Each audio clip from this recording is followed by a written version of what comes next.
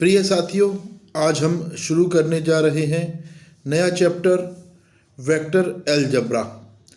ये चैप्टर बहुत इम्पॉर्टेंट है और साइंस में जो हम फिजिक्स में जब हम पढ़ते हैं तो वेक्टर्स पढ़ चुके हैं। डॉट प्रोडक्ट और क्रॉस प्रोडक्ट आपको ध्यान होगा। फिर भी आज एक बार फिर से इसका इंट्रोडक्शन वेक्टर चैप्टर का फिर से देखते हैं। अब देखो, जैसे डेली लाइफ में कोई आपसे पूछे आपकी हाइट कितनी है, या फिर ये पूछे फुटबॉल के मैदान में इस प्लेयर ने फुटबॉल क्यों फेंका है। अब हाइट अगर आपसे पूछे तो आप हाइट सीधा सा बता देंगे कि 6 फीट है या 5 फीट होगी। लेकिन फुटबॉल के केस में how should a football player lift the football, और उसने अपना मस्कुलर फोर्स लगाया, फुटबॉल कितनी दूर जोर से फेंकी और किस डायरेक्शन में फेंकी। देखिए, उधर एक ही क्वांटिटी थी 6 फुट हाइट, यहाँ पर ये जो है यह 2 चीज़ यूज़ हुई इस फुटबॉल मारने में। इस प्लेयर की तरफ मारा या दूसरे प्लेयर की तरफ मारा या तीसरे प्लेयर की तरफ मारा, यानी बॉल का डायरेक्शन किधर था। यहाँ केवल एक ही क्वांटिटी है हाइट, ठीक है। इनको स्केलर क्वांटिटी कहते हैं। लेकिन यहाँ पर उसने फोर्स कितना लगाया और डायरेक्शन क्या था, यानी फोर्स मैग्नीट्यूड और डायरेक्शन जब दोनों हों। ध्यान आया आपको? 11th में आपने फिजिक्स में यही पढ़ा था, मैग्नीट्यूड और ये डायरेक्शन। थोड़ा सा इसको समझिए, जब ये दोनों मिलते हैं तो वेक्टर बन जाता है। मैथमेटिक्स में, फिजिक्स में और इंजीनियरिंग सब में ये शब्द आएंगे, वेक्टर, स्केलर, वेक्टर। अभी स्केलर क्वांटिटीज क्या हैं? Length, mass, time, distance, speed, area, volume, temperature आदि आदि जो लिखे हैं, ये सब आपके स्केलर क्वांटिटीज़ हैं। अब देखिए, वेक्टर क्वांटिटीज़ क्या होता है? डिस्प्लेसमेंट, वेलोसिटी, है ना, एक्सेलरेशन, फोर्स, ध्यान है आपको, weight, momentum, electric field, intensity आदि। तो ये सब चीज़ें क्या थी? आपके वेक्टर क्वांटिटी थी। अभी वेक्टर है क्या वास्तव में? अब देखिए, वेक्टर कोई बहुत ज़्यादा अलग चीज़ नहीं है। डायरेक्शन और मैग्नीट्यूड जब ये दोनों मिल जाएं तब हम इसे कहते हैं वेक्टर। और डायरेक्शन क्या है? स्लोप। अब देखिए, कोई एक ही लाइन सेगमेंट है और लाइन सेगमेंट कहाँ पर है अगर ये बता दिया जाए, नहीं तो कोई ना कोई जगह बताई जाएगी ना कि कहाँ पर है, कितने डिग्री पर है, कैसे है। तो 30 डिग्री पर है सपोज करिए, ये फिक्स हो गया। तो अभी एक ही जगह बनेगी, एक ही लाइन बनेगी। और मान लो कि ये इसका 3 यूनिट यानी 3 सेंटीमीटर लंबी लाइन है हमारी, और आप ये किधर भी हो सकती है। लेकिन अगर आपने एंगल फिक्स कर दिया तो इस अरेंजमेंट को आप कहीं भी ले जाए एक सा ही बनेगा। तो इसको हम कहेंगे वेक्टर क्वांटिटी। अब देखिए, कहीं भी जा सकता है ये, है ना, तो आप कहीं भी बना सकते हैं, तो आप लाइन कहीं भी खींच सकते हैं एक। और अगर आप ये कहें कि कोई लाइन किसी एक पॉइंट से पास हो रही है तो ऐसी तो बहुत सारी लाइन होगी। लेकिन अगर स्लोप भी दे दिया, यानी वो एंगल भी दे दिया कि कहाँ से जाएगी। अब देखिए, ये टेढ़ी मेढ़ी हो रही थी अभी, है ना, तो कहीं भी जा सकती है। लेकिन जब आपको दूसरी बात भी बता दी जाए कि यहाँ पर आपका एंगल फिक्स है, ठीक है, तब वो क्वांटिटी एक ही लाइन बनेगी और वो जो होगी उसे हम वेक्टर कहेंगे, ठीक है। आगे देखिए, यहाँ पर हम अच्छे से समझें। देखिए, ये है कुछ भी नहीं, 3 डायमेंशनल हम कोई फिगर ले लें। ये हमने क्यूबॉइड ले लिया, तो इसमें 8 ऑक्टेंट बनते हैं। देख, एक्स वाई जेड प्लेन। अब देखिए, इसको आप ऐसे समझिए कोऑर्डिनेट के हिसाब से, ये कोई लाइन है ए बी, ठीक है, ऐसे सोचिए, और कोई ना कोई एंगल है थीटा, ठीक है। तो ये कहीं भी ले जाइए इस लाइन को, अपने क्वाड्रेंट में या ऑक्टेंट में कहीं भी ले जाइए। इसकी लेंथ हमने चेंज नहीं की। लेकिन directed line segment, directed line जब डायरेक्शन भी दे दिया जाए तब इसी को तो वेक्टर कहते हैं। अब देखो, खाली ए बी है तो आपने पढ़ा होगा बचपन में 4th 5th में, ए बी एक हमारी लाइन है, लाइन सेगमेंट है, और कोई ए बी है। जब इस पर हम, देखिए ध्यान आ रहा होगा आपको, एक बार लगा देते हैं तो हम इसे लाइन सेगमेंट बोला करते थे। और अब दोनों तरफ लाइन लगा दे तो तब इसको हम लाइन बोलते थे, यानी इनिशियल और इसका टर्मिनल पॉइंट कुछ नहीं पता, आदि और अंत नहीं पता। अब हम यहाँ ए बी पर जब एक एरो लगाएंगे तब इसे वेक्टर कहेंगे। बचपन में हमने इसे रे बोला है। अब देखो ये जो बी है ये इसका टर्मिनल पॉइंट है, यानी बी पे आके ये खत्म हो गया, ए से ये शुरू हो रहा है, ठीक है। तो इसको हम कहेंगे कि वेक्टर ए बी। अब देखो यहाँ पर ये डायरेक्शन चेंज हो गया, लेकिन इनिशियल पॉइंट और टर्मिनल पॉइंट चेंज नहीं होगा, ठीक है। तो इसको हम टर्मिनल पॉइंट, और ये जो इनिशियल पॉइंट और टर्मिनल पॉइंट है इनको टेल और हेड, जी हाँ, पूंछ और सिर कहते हैं। अब इसको हम वेक्टर ए बी कह सकते हैं, ठीक है।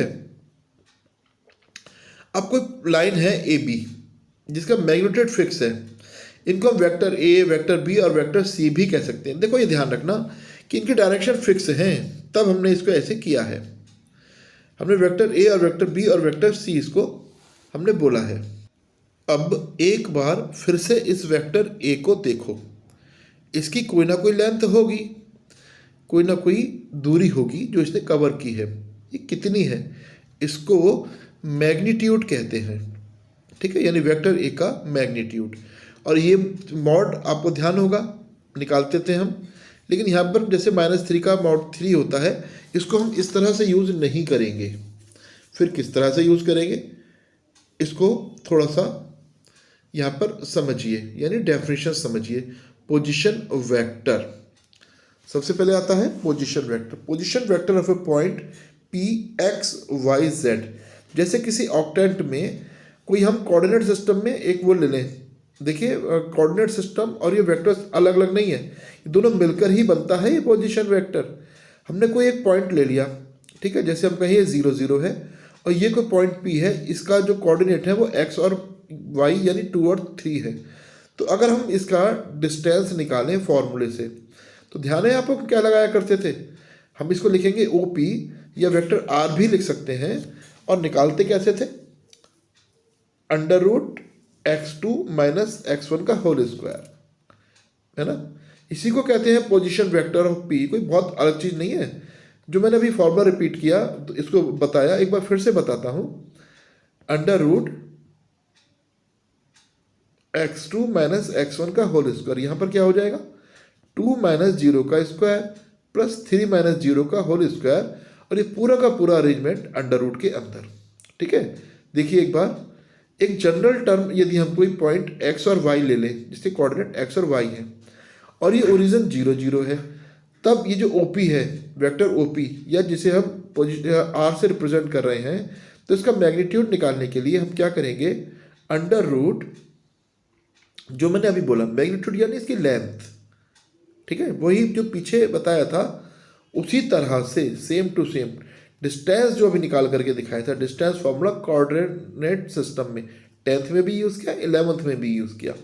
OP = अंडर रूट x - 0 का होल स्क्वायर प्लस y - 0 का होल स्क्वायर, यानी under root x² plus y²। ये हमें समझ में आ गया होगा, कोई अलग चीज़ नहीं है। इसको हम यहाँ पर मॉड कहेंगे, ठीक है। तो ये फॉर्मूला क्या मिलेगा, mod R = magnitude of vector R = under root x² plus y²। अब देखिए अगला शब्द है डायरेक्शन कोसाइंस। ये हमें बार बार पढ़ने को मिलेगा, बार बार हमारे प्रश्न में आएगा। शॉर्ट में हम इसको DCs भी कह सकते हैं, डायरेक्शन कोसाइंस को DCs। अब ये कोई अलग चीज़ नहीं है, ट्रिग्नोमेट्री में हमने खूब पढ़ा है, PVP HHB, साइन थीटा बराबर क्या होता है, कॉस थीटा बराबर क्या होता है, क्योंकि नाम से क्लियर है डायरेक्शन कोसाइंस। अब देखिए मैंने ये XYZ प्लेन बनाया और ये पीछे डैश डैश डैश यानी Z डैश, Y डैश और X डैश। अब कोई पॉइंट P है, इसके कोऑर्डिनेट होंगे X Y Z। सीधी सी बात है, अगर मैं इसका R निकालना चाहूँ तो R क्या था अभी, डायरेक्शन रेशियो, ठीक है, या इसकी लेंथ। R निकालना चाहूँ तो हम कैसे निकालेंगे, यहाँ से एक परपेंडिकुलर ड्रॉ करेंगे X की साइड में। सपोज करो ये एंगल हमारा है अल्फा, ठीक है। OP हम निकालने जा रहे हैं, तो क्या लेंथ OP, देखिए 3 होंगे ना, OP OX और 2 लाइन हो गई। ये लाइन दिखाई दे रही है आपको, ये इसका बेस है, और यहाँ पर ये कोई एंगल है अल्फा, हमने इसको रिप्रेजेंट किया है अल्फा से। और ये हमने पी से कोई परपेंडिकुलर ड्रॉ कर दिया। अब देखिए ट्रायंगल बन गया। अब एक्स एक्सिस पर जो दूरी है उसे एक्स से ही रिप्रेजेंट किया जाएगा। तो अगर मैं यहाँ पर निकालूं आर, देखिए ये हाइपोटेन्यूज इसकी आर है, तो कॉज अल्फा का आपको रिलेशन याद है ना, एक्स अपॉन आर, वही लगा दिया। अब देखिए इसको अगर वाई एक्सिस से निकालना चाहे तो यहाँ पर एंगल हमने लेंगे बीटा। अब देखिए ये ट्रायंगल हमारा इस तरह दिखाई दे रहा है और ये ऑक्टेंट, यानी तो हमें मालूम है ना तीनों एक दूसरे के परपेंडिकुलर होते हैं। तो ये जो डिस्टेंस है पी से जो वाई की तरफ खींचा गया x y z, naturally y axis पर है तो इसका डिस्टेंस वाई होगा। तो ये जो एंगल है हमारा यहाँ पर हमने इसे बीटा ले लिया, इसको हम अगर कॉस बीटा निकालें तो हमारा हो जाएगा वाई अपॉन आर, क्योंकि हाइपोटेन्यूज तो हर बार हमारा आर है। इसी तरह से इस पॉइंट को अगर हम जेड एक्सिस पर निकालना चाहें तो इस एंगल को हम गामा से प्रेजेंट करें। देखिए अरेंजमेंट आपके सामने है, इसको समझ लीजिए, ये बार बार आएगा डायरेक्शन कोसाइंस, है ना। अगर हम यहाँ पर परपेंडिकुलर ड्रॉ करें और ये जो हमारा एंगल है यहाँ पर गामा हो, देखिए कहाँ पर हो गामा, अभी आपके सामने देखिए ये दिखाई दे रहा है ना, ये एंगल गामा हो और ये इसके पैरेलल है, ये भी ध्यान रखिएगा। एक्स डिस्टेंस वाई और ये तीसरा हमने क्या निकाला जेड, तो हम इसको क्या से रिप्रेजेंट करेंगे, कॉस गामा। देखिए ट्रायंगल शो हो रहा है ना आपको, हाँ, तो फिर वही कॉस गामा आधार बटे कारण, बेस अपॉन हाइपोटेन्यूज। तो इसके डायरेक्शन कोसाइंस क्या हुए, कॉस अल्फा, कॉस बीटा और कॉस गामा। इन तीनों का यूज़ एक साथ ही हम करते हैं, ध्यान रखिएगा, एक साथ ही इनका यूज़ किया जाता है। इनको एल, एम और एन से भी रिप्रेजेंट करते हैं। कॉस अल्फा क्या था, x upon r, cos beta था वाई अपॉन आर और कॉस गामा था जेड अपॉन आर। ठीक, अब देखिए इनको l equal to cos alpha, m को कॉस बीटा और एन को कॉस गामा से भी रिप्रेजेंट किया जाता है। अब ये है क्या एल एम एन, इसको समझिए, l square plus m square plus n square ये एक प्रॉपर्टी है, इसकी वैल्यू 1 होती है। अब ये 1 ही क्यों होती है, एक्स इसके हिसाब से cos square alpha plus cos square beta plus cos square gamma भी 1 हो जाएगा। अब अगर हम इनकी वैल्यूज पुट कर दें, क्योंकि कॉस अल्फा तो एक्स अपॉन आर था, हमने ब्रैकेट्स खोले और इनका एलसीएम ले लिया। तो ध्यान रखिए ये हुआ क्यों, ये आपको एक बार बताने का प्रयास करता हूँ। क्योंकि x square plus y square plus z square जो है ना वो आर स्क्वायर है। अभी कैसे है, देखिए अगर ये यहाँ एक क्यूबॉइड बना दिया जाए, आपको दिखाई दे रहा होगा, यानी जो आपका कमरा है, यानी इसमें जो डायगोनल हम जो आप जो निकालेंगे तो उसका फॉर्मूला होता है ना under root l square plus m square plus n square, यानी एल बी एच अगर ले तो l square plus b square plus h square, इस पूरे पे अंडर रूट। जैसे स्क्वायर का डायगोनल होता है, यानी समकोण त्रिभुज का जो कर्ण होता है, यानी हाइपोटेन्यूज जो होता है, under root base square plus perpendicular square, है ना, उसी तरह से ये भी है। तीसरा होता है टाइप्स ऑफ वेक्टर, यानी वेक्टर कितने प्रकार के होते हैं। सबसे पहले जीरो वेक्टर, तो आपको डेफिनेशन से समझ में आ रहा होगा, ये vector whose initial and terminal points coincide, यानी एक ही जगह पर रहे, टर्मिनल पॉइंट भी और इनिशियल पॉइंट भी, तो उसको हम जैसे ए एक ही जगह पर है, इसको हम जीरो वेक्टर कहते हैं। वास्तव में ऐसा कुछ भी नहीं होता है, ना इसकी बहुत ज़्यादा ज़रूरत पड़ती है। अब यूनिट वेक्टर, यूनिट का अर्थ क्या होता है, यूनिटी यानी 1, ठीक है। इसकी डेफिनेशन है a vector whose magnitude is unity यानी 1 इज कॉल्ड यूनिट वेक्टर। को इनिशियल वेक्टर, को माने सहयुग्मी, सह एक ही स्थान से जो वेक्टर निकल रहे हों। अब जरा इसको समझिए, ओ ए और ये ओ बी और ये वेक्टर है और उनकी टेल जो है, यानी ए और बी तो हेड है, ओ टेल है, एक ही जगह से निकली, इसे को इनिशियल कहेंगे।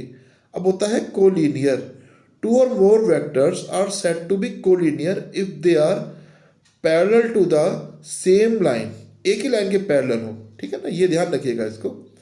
कोलिनियर वेक्टर एक ही लाइन है उसके, देखिए ये दोनों आपस में पैरेलल है। Vector parallel to the same line are called collinear vector. ये अब इसकी छोटी सी डेफिनेशन भी आप याद रख सकते हैं, यानी पैरेलल हो तो उसे कोलिनियर कहेंगे।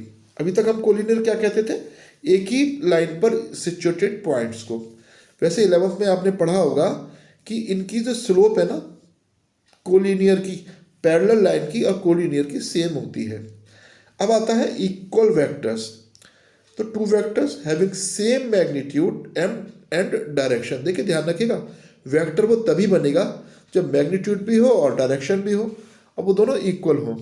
नेगेटिव ऑफ ए वेक्टर यानी मैग्नीट्यूड तो उसका सेम हो रहा हो, vectors have the same magnitude but opposite direction are called negative of a vector.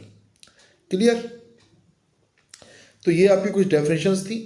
अब हम यहाँ से कुछ एग्जाम्पल्स भी लेंगे, थोड़ा चैप्टर समझने में हमें सरलता होगी। पहला एग्जाम्पल लेते हैं, represent graphically A displacement of 40 kilometre 30 degree west of south. ये तो आप जानते हैं ना, नॉर्थ साउथ ईस्ट और वेस्ट, ये 4 डायरेक्शंस होती हैं। ये हमने कोऑर्डिनेट सिस्टम में बना लिया, नॉर्थ नीचे साउथ होती है, सीधे हाथ पर ईस्ट और लेफ्ट हैंड पर वेस्ट होती है। अब यहाँ पर देखिए, उसने सीधे सीधे जैसे क्वेश्चन में कहा था मैग्नीट्यूड था 40, तो हमने ये 40 किलोमीटर का मान लिया।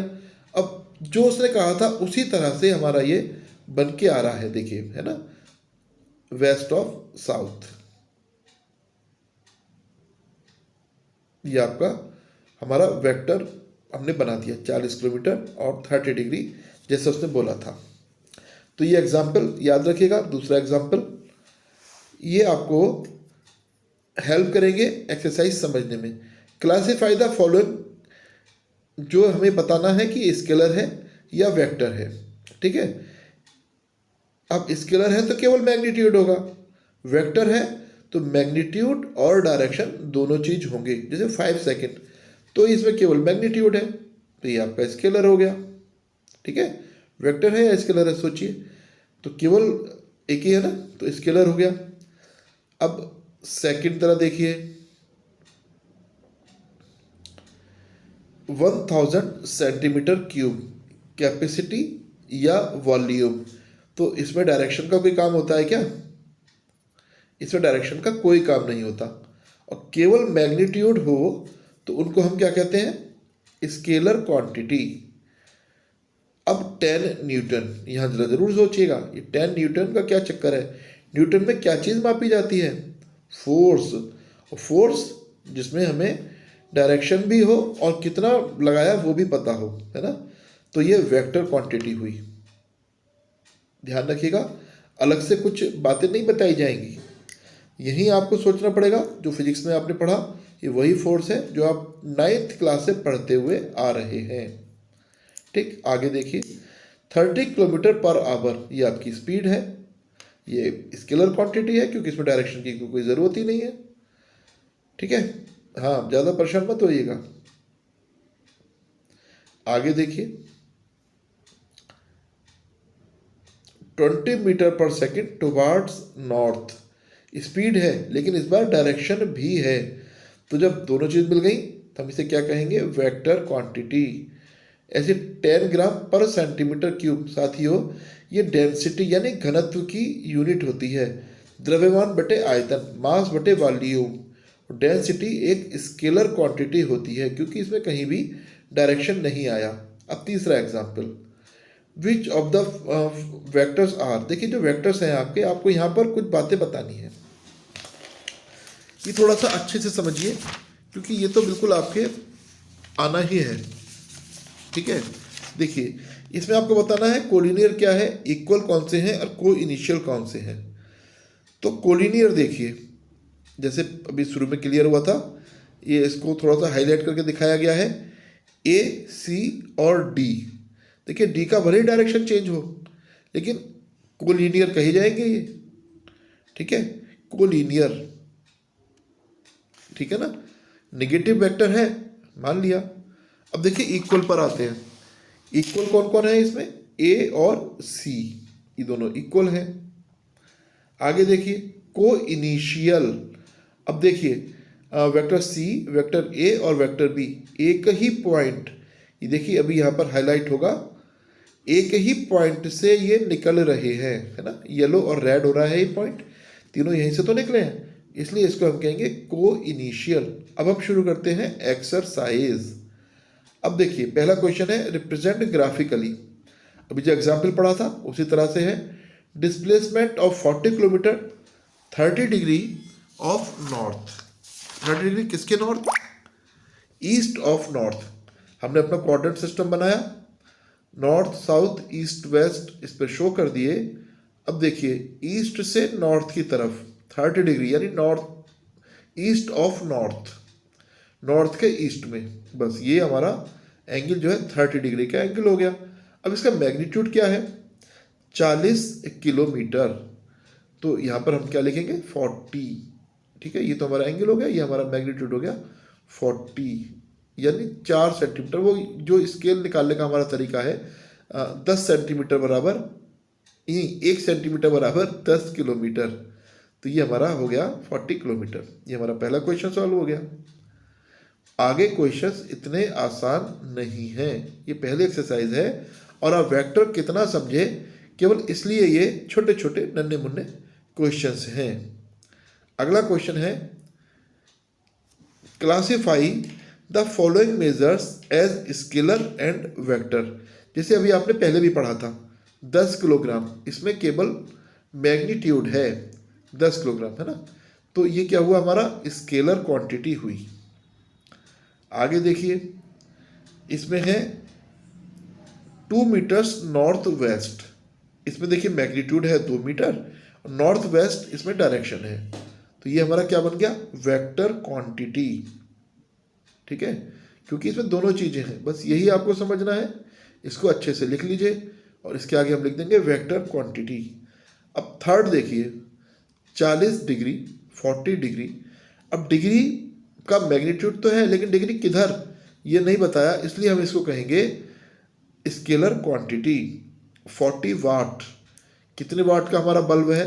40 वाट का है। या कितने वाट की हमारी एलईडी है? 40 वाट की है। लेकिन है किधर ये तो नहीं बताया ना, इसलिए हम इसको कहेंगे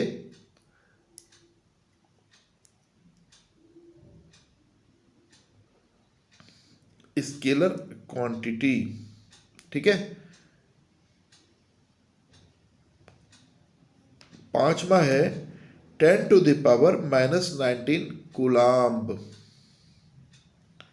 10 टू द पावर -19 कूलाम्ब। इसमें भी डायरेक्शन नहीं है ना, तो एक बार फिर से ये हमारी स्केलर क्वांटिटी बन गई है।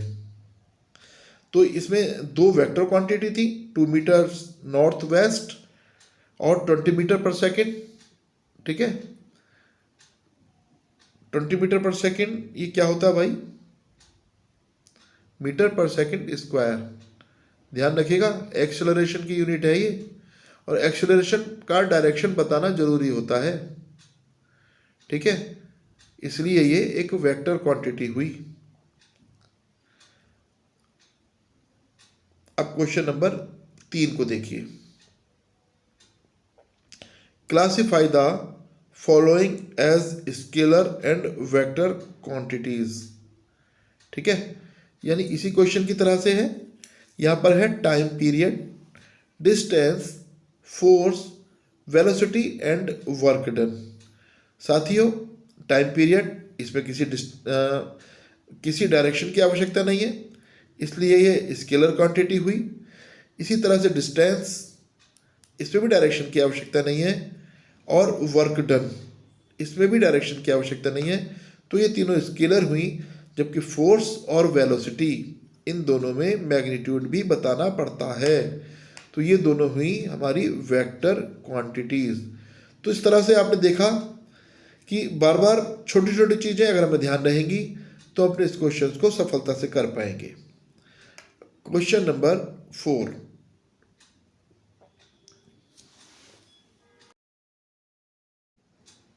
Question number 4, in a given figure, यानी ये स्क्वायर है, आइडेंटिफाई द फॉलोइंग वेक्टर्स, को initial, equal, collinear but not equal.